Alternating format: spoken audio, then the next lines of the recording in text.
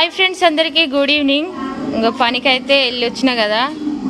ఇగో నిన్న వచ్చేటప్పుడు అమ్మకా నుంచి అయితే మామిడికాయలు అయితే తీసుకొచ్చిన. ఇక నైట్ వచ్చేసరికి నైట్ అయింది. ఇగో ఇప్పుడైతే పచ్చడి పెడదామని పచ్చడి అయితే పెడుతున్నాం ఫ్రెండ్స్.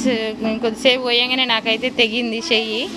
ఇంక నా వల్ల కాదనంటే ఇక మా సార్ అయితే కోస్తుండు. చూడండి ఎట్లా కోసిండు. ఈ కాయ అయితే కాయ కొయ్యనికే రాలే అసలుకి. ఇట్లా కోసిండు, చించేస్తుండు ఏడికాడికి.